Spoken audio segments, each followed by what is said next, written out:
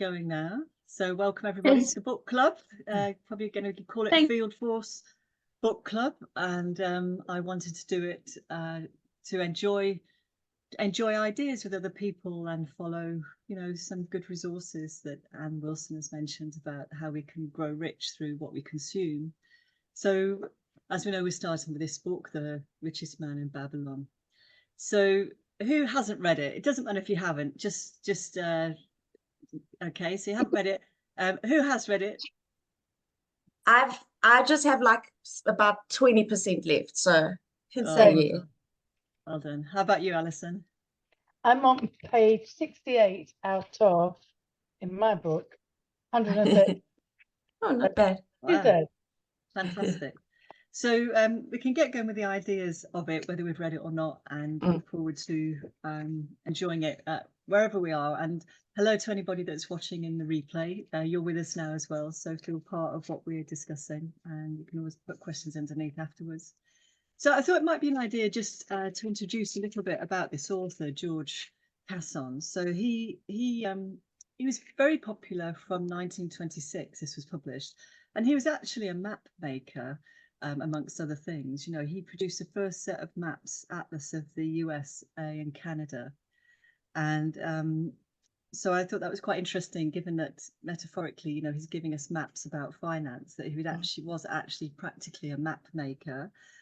His map company went bust, I believe, during the Depression, but then he became very popular in his publishing house with these collection of parables, really, which is what these were, grouped together as The Richest Man in Babylon. The Richest Man in Babylon was one of the parables, which were extremely informative, it seems, to a lot of people to help them manage their finance.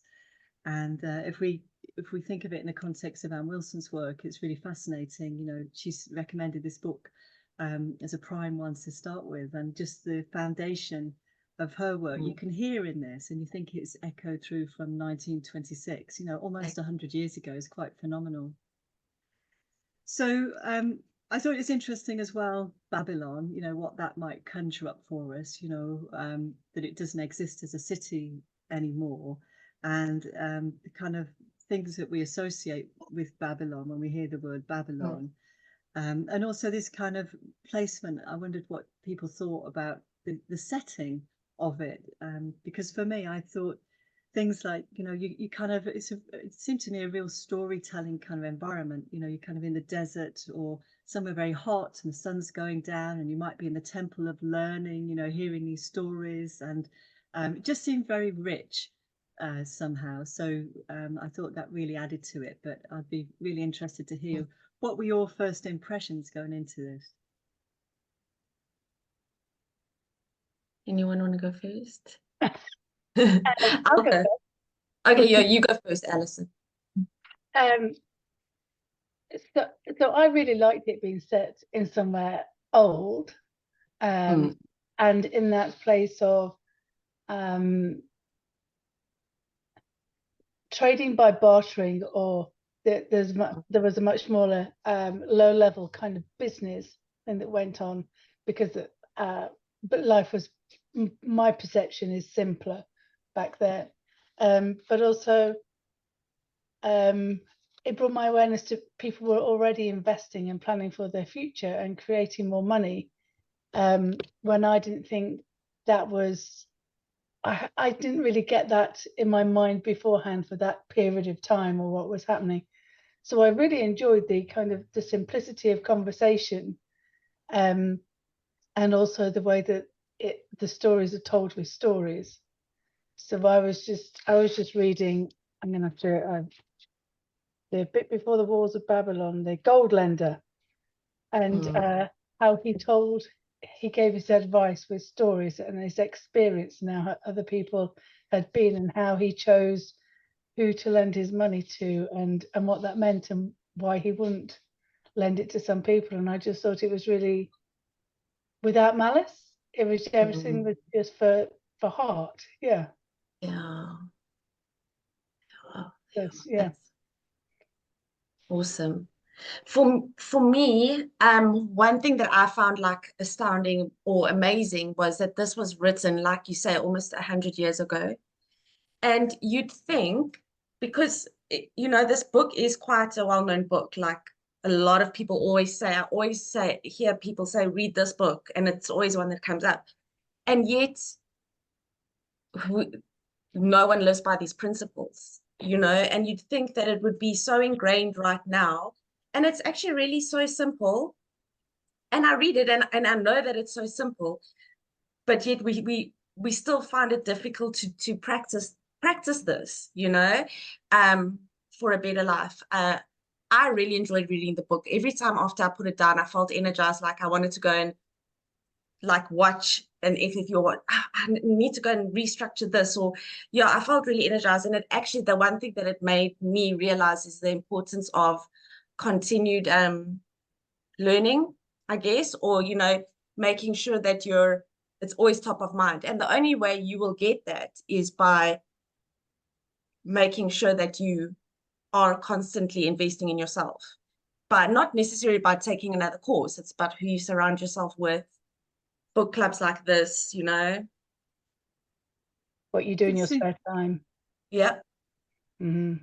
It also seemed very interesting what they spoke about as wisdom as a currency. You know, there were stories in there about, you know, do you want a clay tablet, which is their form of wisdom, what they used to write on at the time, or do you want bags of gold? And there's lots of story, you know, some of the stories talk about the difference with that. But I really like this understanding of wisdom. And also there's lovely little phrases. I mean, as much as the things themselves, there's lovely little phrases about where wisdom sits. There's a quote somewhere about the smile that somebody has. It's a smile, the smile of one whose soul is rich with much experience. And I just found reading this, the whole understanding of wealth, what is wealth, sort of came through quite profoundly. Hi Liz, nice to see you as well. Yeah, so just anybody just jump in whenever they want with whatever they want to say. So we were just, Liz, talking about what impressions this made. I know you said you'd read it quite a long time ago as well. Hi. Mark on, yeah. Can you hear me? We can hear you, Michelle, yeah. Okay, I did manage to get through last night. I was busy reading the part where he was taught to pay first. And as I was reading it, I was smiling because I could hear Anne's voice in the background, from the beginning stages. So I'm very keen to continue. I'm actually picking myself on not reading the whole book, and getting, but I will for the next one. Yeah, but I'm definitely going to go and read it after I've heard everybody's different views and comments. So that's my little bit of what I can say, but the rest I'm just going to listen if you don't mind. Sure. Well, no worries about not reading it beforehand or getting through it all. It doesn't matter at all. It's just we'll work all together about helping each other get things done, which is also, there was a lot in the book about work, about the value of work, which is more towards the end. I thought there was an awful lot about debt, the management of debt.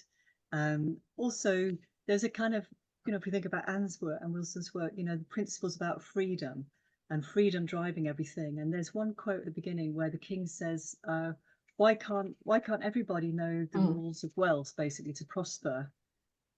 Why should not all the people learn how to accumulate gold and therefore become themselves rich and prosperous? And I thought there's a lovely kind of freedom that was underneath all of this, in all of the stories, actually. I don't know, what do other people think? I found the one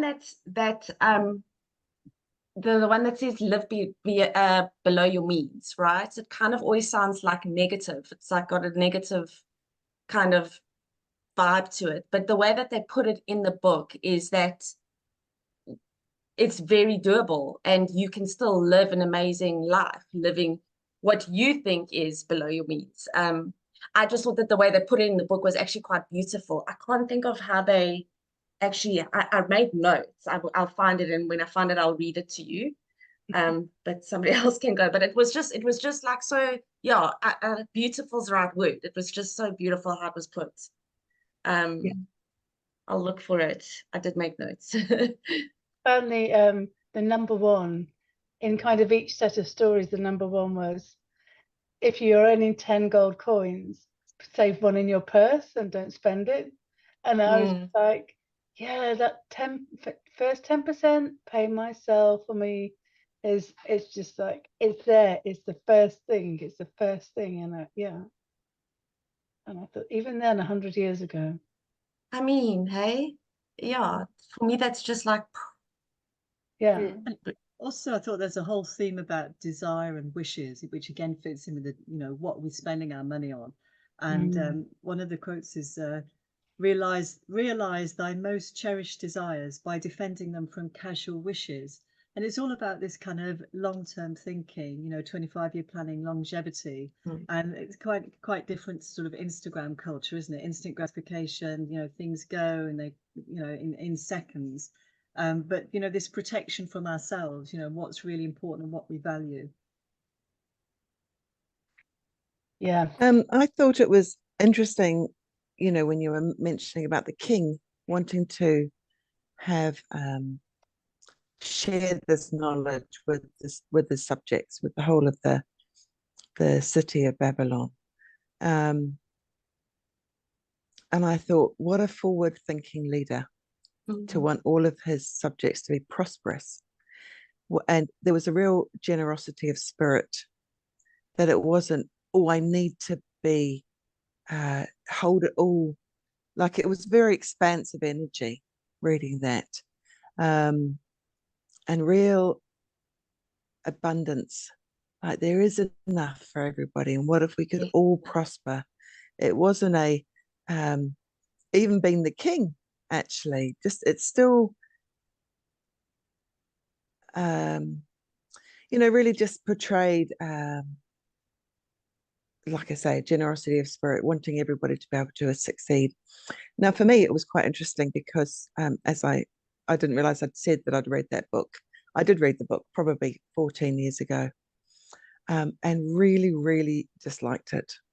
Like, really disliked it. I found it very hard to read, and I couldn't grasp a lot of the concepts. It's amazing how now it just seems obvious reading it. It's just like you get it when you get it. And so going through the book, and it's just like, oh yeah, I can see that principle. I can understand that.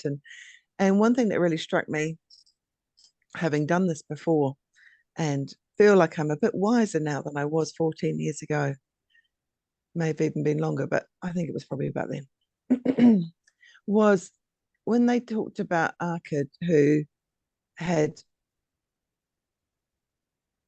been saving his one gold penny.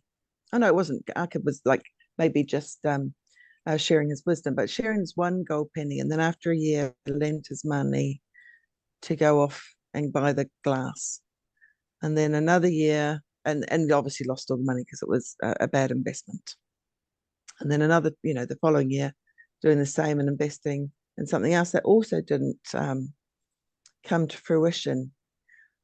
And it was very I could relate to that, because I have done that principle, like I have put in these principles in the past, and then thought, oh, that'd be a really great way to invest and grow this pot, this nest egg.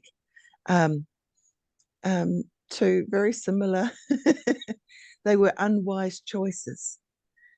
So what I got a lot from that section was, be wise in who you are entrusting your mentorship. That's probably it. So, like, actually go with somebody who has the experience, the expertise in that, helpful, which could be, getting these fun journeys, traveling, because it could be a side hustle that he could be an expert in, as well as being a whatever he was. Sorry, my internet is shit here. Just be honest. In the middle of country, in the countryside, there, it's so shocking. Anyway, so I will also, I listened to audiobooks. I did actually go and buy the Kindle version so I could have a look. Obviously, my original copy is somewhere on the other side of the planet. So I was listening to the book, and I finished it off last night, and I was so inspired. I had the most incredible incredible business ideas. And hours I was up. So I've only been asleep for a few hours because I was so inspired as a direct result of listening to this book. Yeah. It was quite incredible. So Sarah, thank you so much. It has triggered an amazing things. And I must say, I had a lot of resistance when I saw the title of the book, thinking, oh, do I go and revisit that? Oh yes, very grateful that I did, because I'm not the person who read that book 14 years ago. I have got many, many years of wisdom now, Amazing. through a lot of mishaps and misadventure. But I did hear somebody say the other day, I was listening to a webinar, I said, never quit, just pivot. So I've been pivoting, obviously, in the last little while with my financial adventures. And I can also acknowledge I'm not that person I was 14 years ago. And I also can acknowledge that there's still a lot of wisdom that I can reap from revisiting these books. I mean, there's a reason why these books are listed in the top 10 Okay. money-making books or investing books, because they have stood the test of time. And so I don't want to be arrogant enough to go, well, I know better, because clearly these books, and it's been so great to see many or all of the FFU principles weave throughout, this recipe. So very, very grateful indeed. Well, thank you very much. I mean, we've got Anne to thank for this list, and I just felt it'd be great to have a reason for me to have to read them by creating this around it. But I think it's a much deeper discussion we can have with doing it. I mean, I hear what you're saying about the off-putting nature of it, because obviously this was written at a time when punctuation was a little bit different. So, there was no apostrophe before the man. So it's all about men. The men are in the temples listening. So you do have to kind of put that a bit to one side. Women are mentioned usually as goddesses, which of course we are. I thought it was quite entertaining. There's some lovely quotes about the goddess of good luck. I really like that. There was one about something about the goddess not being here, so we'll go to another field to find her, which really appealed to me. Oh yeah, it would seem we're not seeking good luck in such places as the goddess frequents. Therefore, let us explore other fields. I mean, it just seems so straightforward, doesn't it? We just follow that. And I thought there was great. There's a great section about gambling, and about luck. Which, and also how can people have luck? And it's very interesting, so they really talk about gambling and the odds, and then talk about opportunity as luck and being ready for opportunity, and basically not procrastinating. So about the luck of action. So I thought that was extremely fascinating. I also thought there was a lot about magic going through it. For those who have the wisdom to understand its magic power, there's talk of the laws. So I think some people can, for me certainly, money has been very mysterious. What are the laws of money? And obviously Anne Wilson has done an awful lot to explain them to people. But I thought in here it's very clear that there are laws that we can follow, like physical principles, and if we do this, then this. And like some of us have been saying, a lot of those laws haven't changed because they are laws to do with money and currency and exchange and value. I mean, we've got the 5 laws of gold. We've got the 7 cures for a lean purse. I mean, I just love that whole concept that, our purse is ill or sick or lean and we can cure it. The medicine of money, the medicine of how we can manage financial capacity within ourselves. And then we have another one about the three kind of management principles of money, which also spoke, like people have said, about the wiseness of counsel that we pursue around our financial matters. So when we talk about the TV investment dinners where people get ripped off, the wiseness of the counsel that we seek. So I thought those were particularly lovely things. One thing that I forgot to mention also in what this book, a very strong message was that, again, it always comes back to that there's no failure. You could see it as failure, but all of these are just teachings. They're just learnings, and it's just pivots, like Liz says, or it's just steps. So yeah, that was another like very strong thing, was there's no failure. Like that was the kind of message that you got. Okay, well, this happened, so then, you know, again, 100-year-old book, and these principles are still not ingrained in most people. And I think also about the consequence of our actions. I mean, one quote, Yeah, our wise acts accompany us through life to please us and to help us. Just as surely our unwise acts follow us to plague and torment us. So there's a real sense of agency, isn't there, in how this is written, you know, that we act a certain way and there's a consequence. And there's not a judgment around that, though. I think there's an awful lot of exactly. compassion that runs through in how the characters treat people they're working with. Yeah, You know, usually of a different generation. There seems to be a lot about age and youth. But obviously, you know, we can have youthful ways, whatever our age, if we're inexperienced. But there's a real compassion. What's the best way we can get the message through to people? yeah, I thought. yeah, Not absolutely. secrets, but truths which everyone must first learn and then follow. So it's just about truth. The other thing, when the author writes about Babylon in general, you know, people kind of associate it with the hanging gardens of Babylon, which looking at, they weren't sure in reality if that was another area that was kind of got a bit conflated, if it's actually in Babylon. But it only had sort of two natural resources, and it was just about the engineering and the application of determination and will with what could be irrigated. You know, that then it resulted in this fertility and this abundance. And so it's you know, he says Babylon's an outstanding example of our ability to achieve great objectives using whatever means are at our disposal. So I think there's something about in this book about how we want to use our natural resources and what our natural resources are, particularly in relation to how we can develop wealth for ourselves. Yep. I think that's a little bit of looking at what is within you and what's around you, rather than seeking what is far away and beyond, and keeping close to yourself with those resources. Yeah. And what's Yeah. kind of innately there, like in the land, in your land, in yourself, in your own inner landscape, what's there? What have you got experience in? There's a lot of entrepreneurial advice in this book, isn't there, about, you know, it doesn't make sense to do stuff that you don't know anything about and try and create funds from it. It doesn't really work, according to Clason. Absolutely. I like going back to that bit about the gambling and that Lady Luck, or the goddess of good luck. I love her. It finishes that, in my book, it finishes that chapter with men of action are favoured by the goddess of good luck.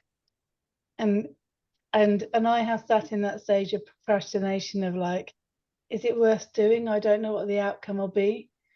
Where just do it. And the outcome is the outcome of whatever it is. But the outcome of inaction is fuck all. Yeah.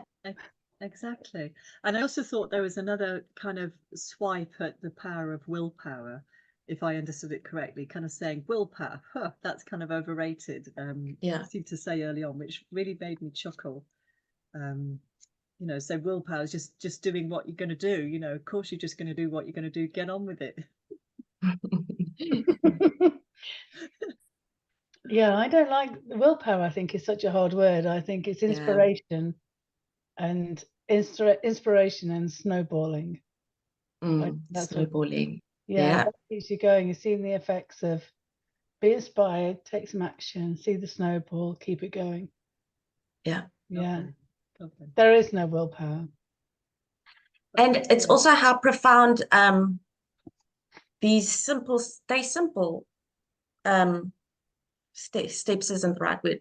They're so simple, but it's that snowball that if you just do that one little bit of this and you keep that, like, I sound like I'm speaking about FFU, but I really am speaking about the book here. Like the same, Natalie. Yeah, exactly. But it's like that snowball effect of just one simple thing. Like You know, it's actually just that easy. Like you've just got to prioritize what you've got to prioritize what is important to you. What is it that you really want? And are you prioritizing that? I want to have a wealthy life. Am I prioritizing certain things to make sure that I get that? We can ask that question everywhere in our life, I think. Yeah. Yeah. Seems easy, but it's we yeah, I can think of a lot of things that I know what the right things to do, but it's not, yeah, do you do it? Yeah. But reading these kind of things gives you that energy. Sorry, Alison. Oh, no. I think sometimes the questions are hard to ask ourselves of Yeah. like, what do we want? Because of all of that profiling that we've had. Mm. I want, never gets, don't be greedy. It's not all about the money and all of those things that getting past those thoughts and thinking, what is it that will bring me the joy inside? And what am I doing to keep that joy in me and recognize that I need to nurture it. Yeah. I like that. Yeah. I think it's quite hard going deep. I get it with my clients. I work in fitness. So people quite often ignore what's inside because the questions are too hard to ask. Yeah. But I can totally relate. Like, I don't want to get, you think, oh, I don't want to get that deep. But I mean, once you go there, it's not actually that bad. It's not bad at all, actually. Being vulnerable. So it sounds bad. It's not. It's actually quite, yeah, invigorating. Powerful, isn't it? It's where the gold is. Yeah. And under all that stuff, that's where the gold is. There's a lovely thing about, I can't quite find the quote now, about enjoying life now. So, you know, even if we're clearing debt, even if we're doing these other things, it was saying there are things that we can enjoy right now, and to not get too niggly in your ways. It was just really nice about being present to life. I thought that was beautiful. Yeah, being present. And having the joy of life. Yeah. Yeah. I thought it was interesting also when he was talking about, well, going back to this debt, and maybe when this book was written, well, even when this book was written, looking back, you know, thousands of years, to when the book was actually set on the tablets or the laws, and how money lending and debt and living outside of your means was quite a hot topic. You know, like it was, you know, warranted more than a chapter or two in here. And if we look at the 20th century, where the rise of easy access credit, even more so than having, not even needing to have any thing to put in the box, whether it was a jewel or property or whatever, you know, that money lender was talking about, and those towards the end of the book, and where that money lender towards the end of the book was happy to lend out, knowing that sometimes the debt will never be repaid, but he had this token for whatever the token was representing, to cover that. But it made me think about how easy it is to access credit and how easy it is to live well beyond one's means, and how, you know, how freeing in the book where they talk about if you do save and live, you know, in only 90% of what you're bringing in, then there's real freedom in that. And also, of course, talking about the even just putting it locally, or making these investments and allowing this pot of the 10% to grow, and how we can have that compound effect so beautifully shown throughout the book. And even the projections of, you know, the guy saying, well, if you actually left it in for another 10 years, then it will accumulate to this many thousand coins. It was really great messages, but I did make me reflect back on how this desire for instant gratification now, and how it was then as well. You know, I want to have the garments and the fine robes and all of this, and I want to provide the best for my wife. And how it's not a new concept, but with the accessibility of credit now available to everybody, regardless of your income, I think it's a great reminder, actually. Having been somebody who had not accessed credit easily and then been invited to the delights of it. It's like, oh, look at that. And accessing credit for good reasons, you know, to better myself, actually, not for buying a car or something frivolous like that, but it's actually still living and not discerning and living outside of my means. Yeah. So, very good reminders for me, certainly. There's also subtlety about how he talks about debt. So he does actually talk about debt when it's a good investment for bettering certain things. He also says, to quote, hopeless debt. I mean, this is, I feel, so contemporary, just like you're saying this. Hopeless debt is like a deep pit into which one may descend quickly and where one may struggle vainly for many days. It is a pit of sorrow and regrets where the brightness of the sun is overcast and night is made unhappy by restless sleeping. I mean, how contemporary is that? You can actually feel that, hey? Like, you can feel that. You're absolutely sure. And there's also something about desire and hunger, but there's something about the hungrier one becomes, the clearer one's mind works. So there's a lot about what we want, like we've said before, and what our determination is, and how much we want that compared to these other offers. He seems to have a real thing about young people having gold on their fingers. He doesn't really like that, a lot of the characters.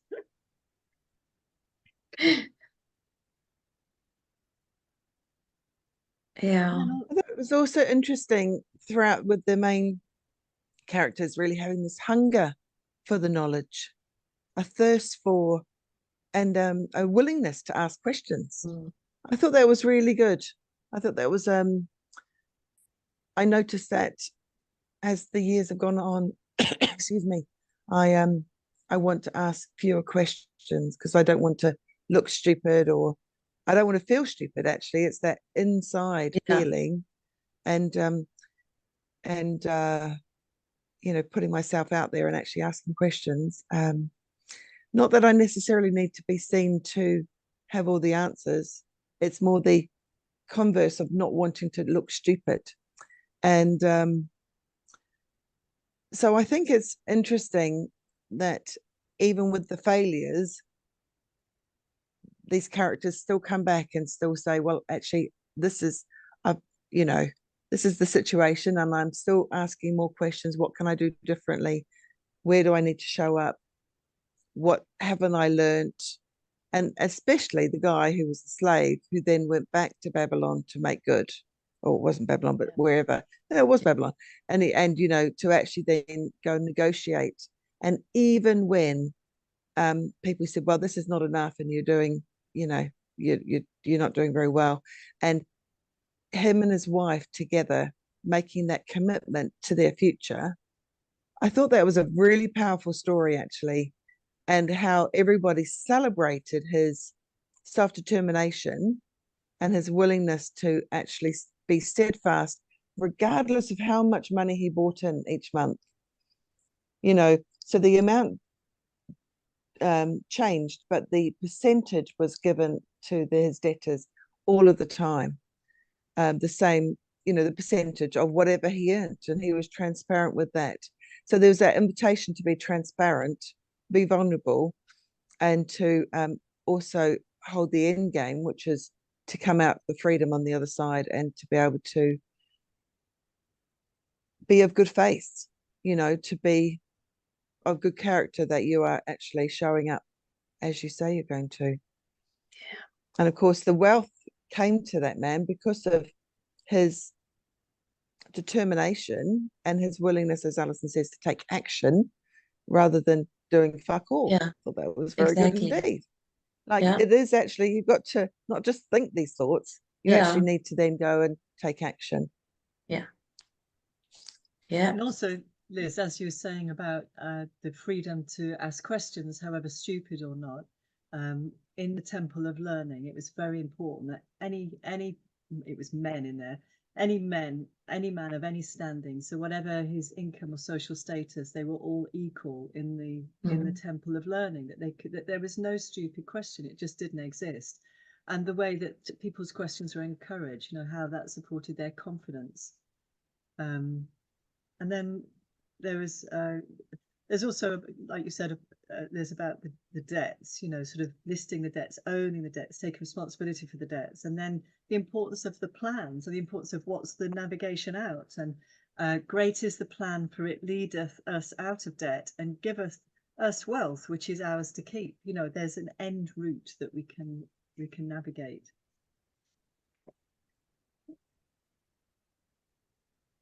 Yeah. It's all about living. It's living a fulfilled life. It's just that, like, fulfilled life. It's not about money only. It's living now and being happy now and being fulfilled now. And it absolutely is attainable, whether you're the king or the farmer. It's that living that fulfilled life.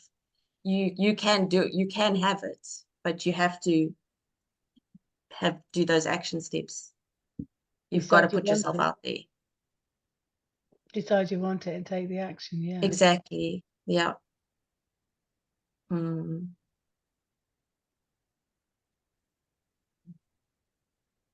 Yeah. How are you? I'm excited to read the rest of it, and kind of want to read it all again already. Yeah, you feel quite energized. Like, it's like now it's 9 o'clock here at night, and I'm nowhere near going to bed, because you feel energized actually talking about this. Yeah. Yeah.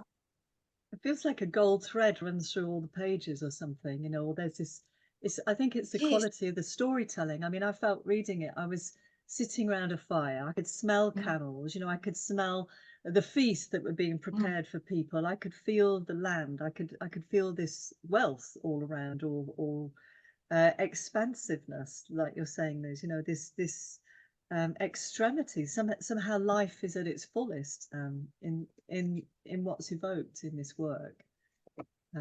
Which, if you think, a guy from Missouri just before the Depression, this is what he was able to conjure for us. That makes us excited even now. With you saying that, Sarah, there's no shame in the book. There's nobody is living with shame. Everyone is free and open to ask their questions and be vulnerable and who they want to be. And just as you said that, I just realized that there is no shame or judgment on anybody in there. Whatever your position in life is just what it is, and you ask people for help openly, like the guy who goes to speak to the gold lender to ask what to do with his money. And I just ease. And there's also something about, he mentions it quite a few times, about wise or older people love it when they get asked for help, when they get asked for information, when they get asked to impart their experience. And I think there's a really lovely quality about age, the value of age, the value of experience, and the relationship with that with other parts of populations. Yeah. Like the honor to be asked for that experience. I thought it was also interesting when that chap went to the gold lender or money lender and asked his advice about where to put his money, like not to borrow money, but to, especially as his sister wanted him to lend it to her husband. And what I took from that was let the numbers speak for themselves and keep emotion out of it. Is it a good investment? And of course, this man with his hopes and dreams of marketing, of wanting to go and become a good trader, but actually what has he done any apprenticeship to be a good trader, or is he just diving in? Not that I've ever done that myself. You know, and to see actually, do the numbers stack up, or are you just going in and investing emotionally because you've been asked and you want to help out your family? And is that actually a good investment, or is it a good... I remember, you know, having a conversation with my parents years ago, and they were asking me something about their grandchildren, my son being one of those many grandchildren. And I said, this is before I knew, well, actually, I did know about the Wealth Shift, but like before I'd done any of the training or read the book. And I remember saying to them, to my parents, why don't you pay for financial education for all of the grandchildren? And which they didn't do, as a way of investing in their future. Because as much as I don't think my parents gave me a bad financial education. I just don't think I don't think I wanted to look stupid in front of them by asking too many questions. Like, there became an age. So when I was at primary school, it was no problem to ask questions because I wasn't expected to know stuff. But even as I went into being a teenager and thinking about where I put my money, as little as I had, but I mean, I always had jobs, so I always had money coming in. I was very incredibly resourceful, actually, looking back. But I didn't feel there was that temple of learning energy. And where could my... and in fact, there was one conversation I had with a financial advisor when I was probably about 23, and I felt so stupid at the time. And he was talking about compound interest and all of that. Like, it's not a difficult concept, but in the whole conversation of the 90 minutes I was in this conversation with this financial investor, I can really put down, that was a pivotal moment that I shut down a whole lot of, like, I didn't want to feel that stupid, that I just said, I'm just going to close that door. And so, just as you've been saying, you know, about let's go to these mentors, these people who are already doing it well, and actually asking for their wisdom.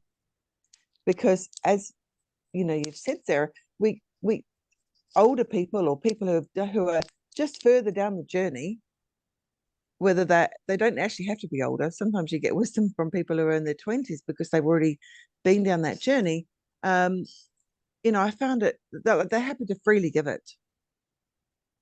And so, what are the riches that are around us that are just being left on the ground because I'm not seeing them, because the wisdom's there and available. And again, it's back to being vulnerable again, saying, actually, I haven't got all my shit together. I need some help here, please. And this is where Wealth Builders actually is that safe space. If you're prepared to put your hand up and say, actually, can I have some help here, please? You just need to be courageous enough to say, I need a hand.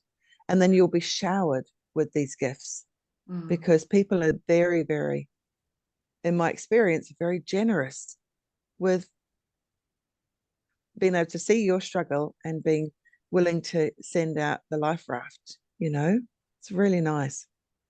And that's why I want to hang out in safe spaces where we can all, because there is, as the King says, there is enough for all of us. There is an abundance of wealth, and therefore you can be generous, because actually through generosity you can then you can enrich yourself. So anyway, I've been blown away by this book. to re-listen to it again. I'm so glad that you I actually would find listened to it hard to again. read it. I'm Oh yeah, glad you definitely. listened to it again. I Yeah. think it must Well, be quite something to hear it being read to you as to reading it, and that I think that's quite, yeah. I don't know, just the words in that book, and just you and that. I'm quite tempted to buy it on Audible now, and just well, if you have a Kindle version, you can get the audio. I mean, the audio book is not expensive, like £2.99 or whatever. And if you listen to it, I mean, the book is only 3 or 4 hours long. You listen to it at double speed, it can be done. Like I was last night, so I just listen to it now. Do you know what I mean? It doesn't take very long. Yeah. But the riches that we can mine, I might listen to it again. Well, probably will. Yeah. There's also a YouTube link I can send that somebody gave me that is an audio expression of it. I just found a quote, Liz, about our emotions and investment. Humans in the throes of great emotions are not safe risks for the gold lender. yes, totally agree. So actions then, since actions are favoured by the goddess of good fortune, what actions do we want to take from this discussion, even if you haven't read the book? What are you going to do now because of talking about the richest man in Babylon? For me, I always go first. Sorry, guys. For me, because you're a leader, Natalie. Love it. You're an Aries, Natalie. For me, I actually want to kick myself, right? Because I know all these principles, but I don't take the steps, because for me it's uncomfortable is not the right word, but it's not my routine, it's not easy. It's not easy. So for me, I always do pay myself first, but I am going to actually work through, was it the seven principles? The 7 cures for a lean purse. Yes. There's the 5 laws of gold. And then there's, I can't remember exact details. I'll put it in whatever notes I put underneath this recording about the 3 principles of how you manage your wealth. Yes. So I'm really going to set time aside to actually do this, to put time for me so that I can carry on living how I am. And so for me, it's taking action of actually doing what I know I should do and actually just doing it from the book. Fantastic. So number 7 on the 7 laws for a lean purse is to invest time in yourself and to learn and grow.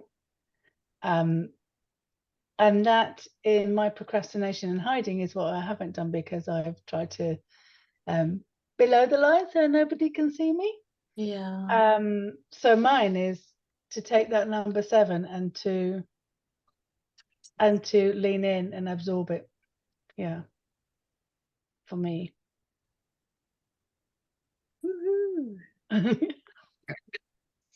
Mine is to listen to this book on double speed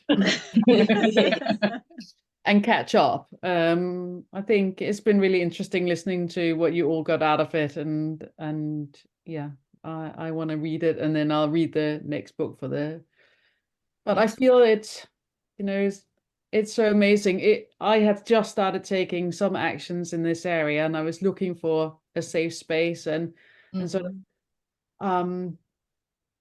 to learn from people where I didn't think that they were, there's so much information on the internet and, from all kinds of companies. And I'm never really sure whether that, information is in my best interest. Whereas, these kinds of aura are, disinterested, or, there's a generosity of spirit to what we were talking about before. That I think is really important. And I think for me, becoming just taking ownership, taking action, looking at what am I spending? Am I spending the money in the places that I want to spend it, or am I just frittering stuff away? You know, that's the step I've taken very recently, and now I'm going to go and read the book and hear about these other rules that, you know, I might very well not know. So exciting, Meta. Thank you. Mm. Did you want to say anything, Michelle? You don't have to if you don't feel comfortable. Oh, you I don't just want wanted to say, thank you to everyone. It's been very insightful. Can't wait to go and finish the book, seeing that I started. But yeah, and then I'm going to go back and watch this recording, and then yeah, from there. But that's it for now. Oh, Thanks. lovely. Sounds great. Thank you. What I'm going to do, I like taking things literally, and I like playing with stuff. So I think there's something about the playful spirit in me that really likes to do stuff. So I thought it might be fun to write out the 5 laws of gold and the 7 cures for a lean purse with a fancy pen on thick paper, and then put it in the oven and put vinegar on it. So it's like a treasure map. So I'm going to do that. Oh, And then I so was good. thinking clay tablets. Why don't I Oh, why don't I get yeah. some clay and write these laws out in clay? How much fun would that be? And then they can set. Yeah. And then we're kind of, acknowledging the time from which they came. I loved it as well in here how they talk about the moon, measuring things by the moon. And for me, the moon is a lot to do with wealth, with the other work I do with tarot, and also looking at how things get into the earth, the power of the moon, and using timing, being in flow with time. So I also liked in the book how they measured things by how much they got done in that moon.